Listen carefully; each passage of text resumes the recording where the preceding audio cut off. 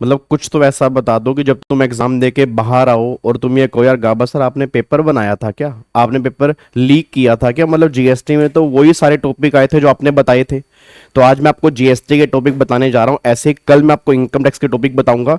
ये 7 टॉपिक ऐसे हैं जो आपके एग्जाम में कंफर्म कह रहा हूं सर 25 से 30 नंबर का जीएसटी जो होगा वो इनमें से ही बनेगा।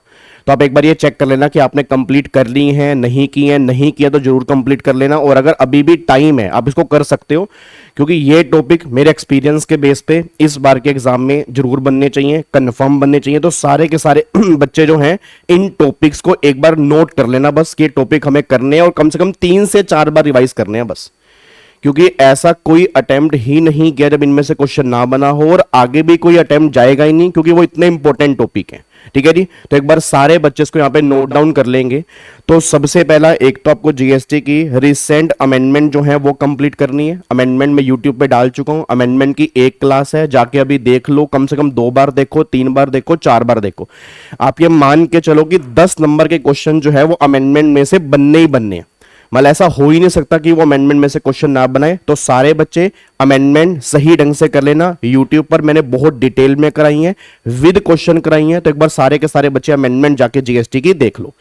सेकंड टॉपिक जो है वो है composite supply and mix supply का डिटेल एनालिसिस। मतलब एग्जामिनर का बहुत फेवरेट क्वेश्चन है।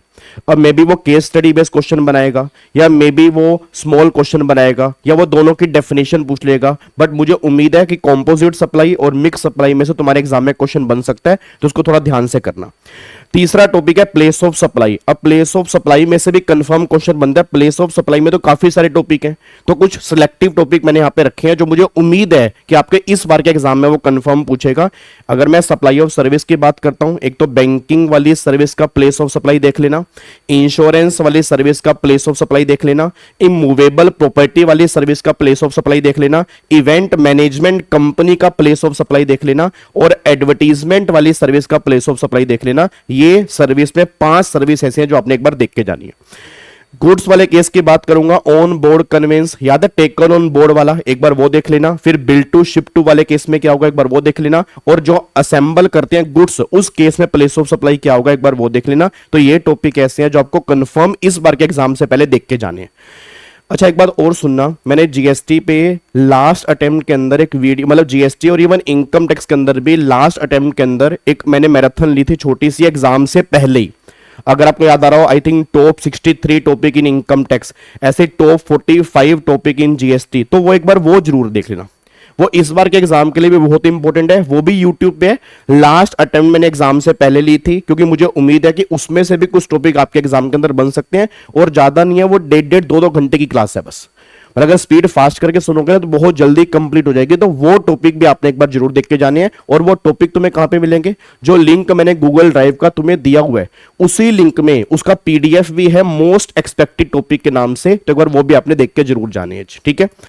उसके बाद अगर मैं बात करता हूं आरसीएम की, आरसीएम प्लस में टाइम ऑफ सप्लाई, ये दोनों कई बार वो आपस में इंटरलिंक कर देते हैं। तो आरसीएम और टाइम ऑफ सप्लाई में जीटीए, ठीक है। फिर डायरेक्टर वाली सर्विस पे आरसीएम, कॉपीराइट वाली सर्विस पे आरसीएम, स्पॉन्सरशिप वाली सर्विस पे आरसीएम, रेंटिंग वाली सर्विस पे आरसीएम, ठीक है जी, रेंटिंग वाली सर्विस पे आरसीएम, ठीक है। तो ये आपने एक बार यहां पे देख के जरूर जाना है, ठीक है। उसके बाद फिर अगर मैं एग्जामिशन के चैप्टर की बात करता हूं, एग्जामिशन में एक तो ट्रस्ट, चैरिटेबल ट्रस्ट वाली एंट्री, एक बार वो जरूर देख लेना। ट्रांसपोर्टेशन वाली एंट्री, एक बार वो जरूर देख लेना। हेल्थ केयर सर्विस वाली एंट्री, एक बार वो जरूर देख लेना। और एजुकेशन वाली सर्विस वाली एंट्री, एक बार वो जरूर देख लेना। ये 4 सर्विस ऐसी हैं एग्जामिशन की जो मोस्ट इंपॉर्टेंट है इन बार के एग्जाम के लिए, बस ये पर ध्यान दो। उसके बाद अगर मैं कॉम्पोजिशन लेवल की बात करूंगा, तो एग्रीगेट टर्नओवर की डेफिनेशन मोस्ट इंपोर्टेंट है। एग्रीगेट टर्नओवर में क्या आएगा और क्या नहीं आएगा, वो बहुत ध्यान से एक बार देख के जाना। इस बार के एग्जाम में एग्रीगेट टर्नओवर में से क्वेश्चन बन सकते हैं। फिर रजिस्ट्रेशन की अगर बात करूंगा, तो कैंसलेशन की कहां कहां रजिस्ट्रेशन कैंसिल हो सकता है, हम कहां कैंसिल करवा सकते हैं, डिपार्टमेंट हमारा कहां पे कैंसिल कर सकता है, और अगर रिवोकेशन करनी है तो किस तरह से होगी। फिर सेक्शन 24 कहां कहां पे मैंडेटरी है कि हमें करवाना ही करवाना है, वो क्वेश्चन भी तुम्हारे एग्जाम के अंदर इसमें से बन सकते हैं। तो ये 7 टॉपिक है। 2 बोनस टॉपिक मैं तुम्हें और बता देता हूं। एक तो आईटीसी के चैप्टर में सेक्शन 17(5) आईटीसी ब्लॉक वाला, वो बहुत तरीके से करके जाना, कंफर्म आईटीसी ब्लॉक में से क्वेश्चन बनेगा ही बनेगा। और दूसरा इस बार के एग्जाम में क्वेश्चन बनेगा, सेक्शन 16 में से क्वेश्चन बनेगा।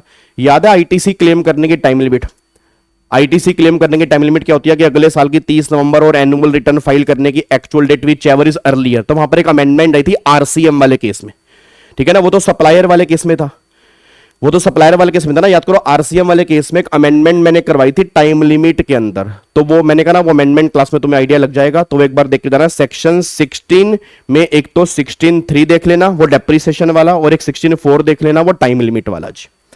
उसके बाद वैल्यूएशन में आपकी वैल्यूएशन की कैलकुलेशन की क्या क्या आएगा और क्या क्या नहीं आएगा, मेनली सब्सिडी वाला पॉइंट तरीके से देख लेना और डिस्काउंट वाला पॉइंट तरीके से देख लेना। बस ये मोटा मोटी टॉपिक है, आप इनको करोगे। कंफर्म कह रहा हूं, एग्जाम से बाहर आके बोलोगे सर 25 से 30 नंबर के जीएसटी के वही टॉपिक थे जो आपने वीडियो बना के यूट्यूब पे डाल ली थी, ठीक है जी। उम्मीद करता हूं इनमें से काफी सारे क्वेश्चन बनेंगे, बस इसको अच्छे से, बाकी सारा जीएसटी बहुत बढ़िया करना है, हमें जीएसटी में कुछ छोड़ना ही नहीं है। जीएसटी में full out of full marks लेने की कोशिश करनी है, बट ये टॉपिक ऐसे हैं जो बिल्कुल भी इग्नोर नहीं कर सकते, बस ये पर ध्यान दो, ठीक है।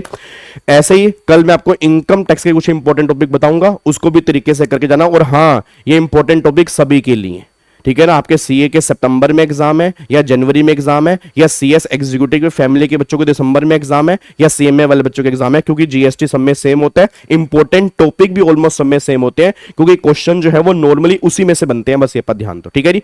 थैंक यू सो मच, जय हिंद, God bless you, love you all, bye bye.